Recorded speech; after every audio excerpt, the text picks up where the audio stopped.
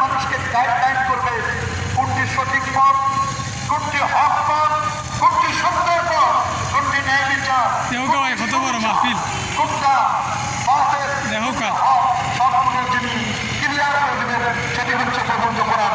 3 বার গবেষণা করার পরে কোরআনের মধ্যে কোনো ভুল তারা খুঁজে পায় নাই। সেকেন্ড সোর্স, মুসলমানের সেকেন্ড সোর্স অনেক বড় মাহফিল ভাই আজকে আসন্দি বাজারের পাশে মুসলিম, তিরমিজি, আবু দাউদ, নাসাঈ, ইবনে মাজাহ এই সমস্ত সিহাহ সিত্তা 6টি হাদিস গ্রন্থ নিয়ে ওরা প্রথম টার্গেট করলো বুখারী শরীফকে।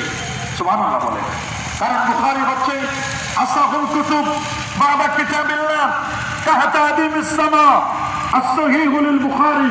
খোলা আসমানের নিচে জমিনের পরে বিশুদ্ধ যদি কোনো কিতাব থাকে আল্লাহ কোরআনের পরে সেই কিতাবটির নাম হলো সহিহুল বুখারী। আল্লাহু আকবার বলেন। সেই ইমাম বুখারী আবু আব্দুল্লাহ মুহাম্মদ ইবনে ইসমাঈল ইবনে ইব্রাহিম ইবনে মুগীরা আল-বারদাজবান জুফি আল-ইয়ামানি আল-বুখারী রাহিমাহুল্লাহ 6 লক্ষ হাদিসের যিনি পণ্ডিত ছিলেন, 3 লক্ষ হাদিসের 2 লক্ষ গায়রে সহিহ তটস্থ, 1 লক্ষ সহিহ হাদিস যার তটস্থ ছিল, 3 লক্ষ সহিহ হাদিস। আল্লাহু আকবার। 6 লাখ হাদিস থেকে কিতাবটি রচনা করলেন। সেই বুখারী শরীফের এক এক করে 5টি হাদিস তারা ফাইন্ড আউট করলো, বের করলো যে আমরা এই 5টি হাদিসের ভুল ধরবো। তার 5টি হাদিসের প্রথম হাদিসটি নিল আল্লাহ নবী 1000 বছর আগে বলে দিয়েছেন, ইজা ওয়ালাগাল কালবু ফি ইনাই আহাদিকুম ফালিয়াগসিলহু 7 মাররাতিন ওয়া বিসামিনাতি বিতুরাব। আল্লাহু আকবার বলেন।